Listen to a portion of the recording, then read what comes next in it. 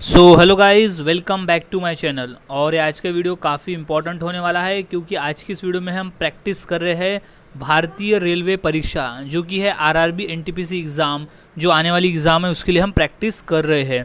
तो आज हम ऐसे 30 क्वेश्चन देखेंगे जो कि एग्ज़ाम में पूछे जा चुके हैं। तो सभी क्वेश्चन इंपॉर्टेंट है, सभी क्वेश्चंस के आंसर आपको अच्छी तरह से याद में रख लेना है क्योंकि ये क्वेश्चन रिपीट पेपर में पूछे जा सकते हैं। तो शुरुआत करते हैं आज के हमारे इस जीके स्टडी की। तो सबसे पहला प्रश्न है, कार्बन मोनोक्साइड तथा नाइट्रोजन गैस के गैसीय मिश्रण को क्या कहते हैं? तो इसका सही जवाब हो जाएगा option number C, producer gas. Carbon monoxide तथा नाइट्रोजन गैस के गैसीय मिश्रण को कहा जाता है प्रोड्यूसर गैस। अब अगला प्रश्न है, सूरसागर किसकी प्रसिद्ध पुस्तक है? तो इसका सही जवाब है ऑप्शन नंबर सी, सूरदास की। सूरदास की लिखी हुई प्रसिद्ध पुस्तक है सूरसागर। क्वेश्चन इंपॉर्टेंट है, अच्छी तरह से याद में से रख लेना है। अब नेक्स्ट क्वेश्चन की बात करते हैं, मुगल शैली की विश्व प्रसिद्ध चित्र बैलगाड़ी का चित्रण निम्नलिखित में से किसने किया है? तो इसका सही जवाब है option number A, Abul Hasan ने। सही जवाब इसका हो जाएगा Abul Hasan. Question most important है, अच्छे से याद में रख लेना है क्योंकि क्वेश्चन रिपीटेड पेपर में आया हुआ है। अब नेक्स्ट क्वेश्चन है, पंजाबी भाषा निम्न में से किस लिपि में लिखी जाती है? तो इसका सही जवाब हो जाएगा ऑप्शन नंबर डी, गुरुमुखी में। पंजाबी भाषा गुरुमुखी लिपि में लिखी जाती है। क्वेश्चन इंपॉर्टेंट है। अब नेक्स्ट क्वेश्चन की बात करते हैं, इनमें से कौन सा ईंधन न्यूनतम पर्यावरणीय प्रदूषण उत्पन्न करता है? तो इसका राइट जवाब है option number C, hydrogen. Hydrogen न्यूनतम पर्यावरणीय प्रदूषण उत्पन्न करता है। अगला सवाल है, चक्रवात की आकृति निम्न में से किस प्रकार की होती है?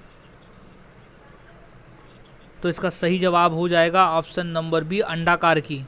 चक्रवात की आकृति निम्न में से जो है अंडाकार की होती है प्रकार की।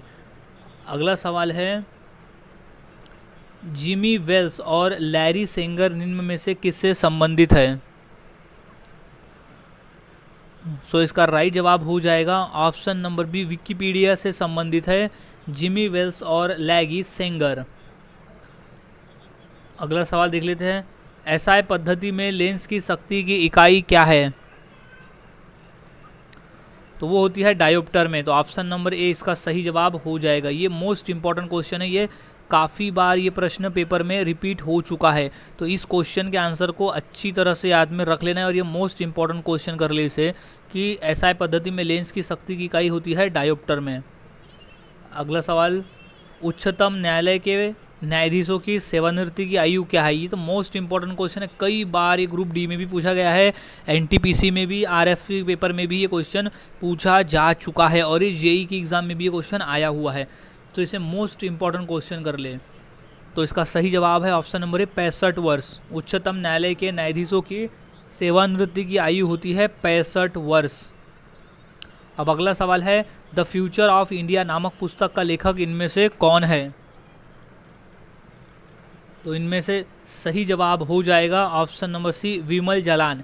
विमल जालान द्वारा लिखी गई पुस्तक है द फ्यूचर ऑफ इंडिया। अगले सवाल है, विश्व जनसंख्या दिवस कब मनाया जाता है?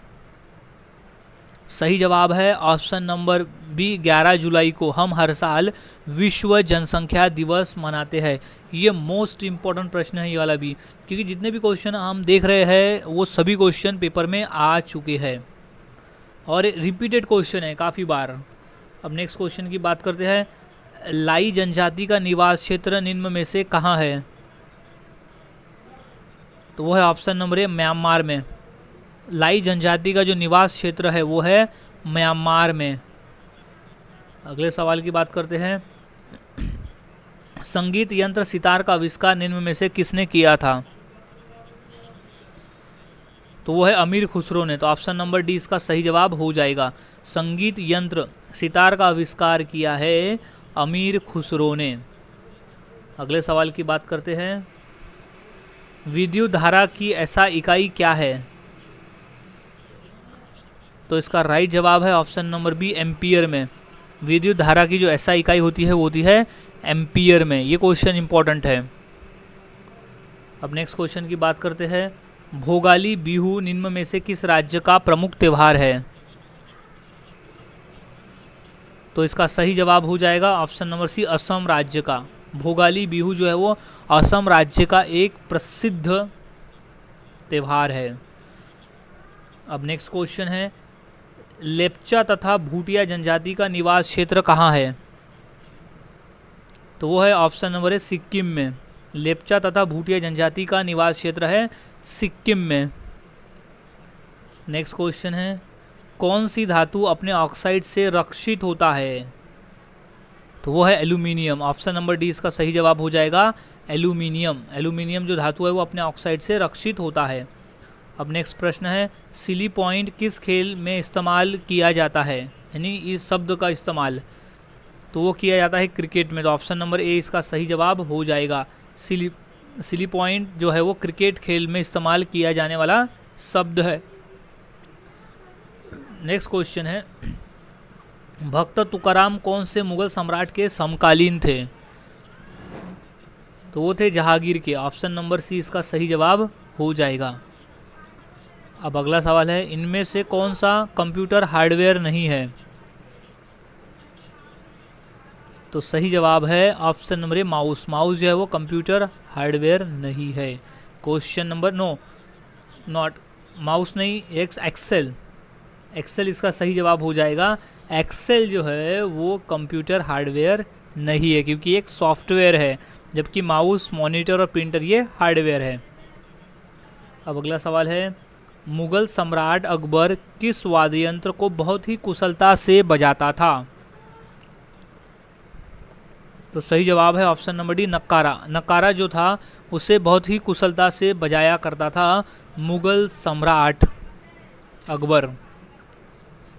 अब अगला सवाल है, निम्नलिखित में से किसने सोमप्रकाश नामक समाचार पत्र शुरू किया था? तो इसका सही जवाब है option number B, Ishwar Chandra Vidyasagar. Somprakash नामक समाचार पत्र शुरू किया गया था ईश्वर चंद्र विद्यासागर के द्वारा। नेक्स्ट क्वेश्चन है, पत्तियों को हरा रंग कौन प्रदान करता है?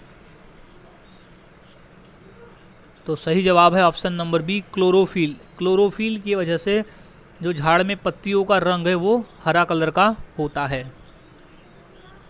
अब अगला सवाल है, निम्न में से किसे कार्बामाइट के नाम से भी जाना जाता है? तो सही जवाब है ऑप्शन नंबर डी, यूरिया को हम कार्बामाइट के नाम से भी जानते हैं। अगला सवाल है, किस महापुरुष की जयंती राष्ट्रीय युवा दिवस के रूप में मनाया जाता है? ये क्वेश्चन मोस्ट इम्पॉर्टेंट है, काफ़ी बार पूछा गया प्रश्न है ये। तो इसका सही जवाब हो जाएगा option number D, Swami Vivekananda ji के जन्मदिन के अवसर पर हम हर साल 12 जनवरी को राष्ट्रीय युवा दिवस मनाते हैं। अब नेक्स्ट क्वेश्चन है, राष्ट्रीय खेल दिवस 29 अगस्त को मनाया जाता है, यह किसके से संबंधित है? तो ये है मेजर ध्यानचंद। हॉकी के जादूगर कहे जाने वाले मेजर ध्यानचंद जी के जन्मदिन आता है 29 अगस्त को और उन्हीं के जन्मदिन के अवसर पर हम राष्ट्रीय खेल दिवस मनाते हैं। नेक्स्ट क्वेश्चन है, माइक्रोसॉफ्ट के सह संस्थापक कौन है? तो वो है option number C, Paul Allen है माइक्रोसॉफ्ट के सह संस्थापक।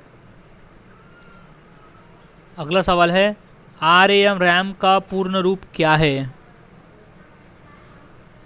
तो वो है option number A, random access memory. Random access memory कहा जाता है रैम को। अगले सवाल की बात करते हैं, वैनगंगा तथा पैनगंगा किसकी सहायक नदी है? तो ये है ऑप्शन नंबर ए, गोदावरी की। गोदावरी नदी की सहायक नदियां है वैनगंगा और पैनगंगा। अब नेक्स्ट क्वेश्चन है, निम्नलिखित में से कौन सा बागवानी से संबंधित है? सो जो स्वर्ण क्रांति है वो है बागवानी से संबंधित। सो गाइज, आज की इस वीडियो में हमने ऐसे 30 क्वेश्चंस की प्रैक्टिस की जो काफ़ी इंपॉर्टेंट है पेपर के पॉइंट ऑफ व्यू। तो यहाँ सभी क्वेश्चंस के आंसर आपको अच्छी तरह से याद में रख लेना है क्योंकि सभी क्वेश्चन इंपॉर्टेंट है। सो मिलता हूँ ऐसे ही और नए जीके क्वेश्चंस के साथ अगली वीडियो में। तब तक के लिए चैनल के साथ बने रहे, वीडियोस को देखते रहे और इसी तरह से रोज़ाना जीके की प्रैक्टिस करते रहे।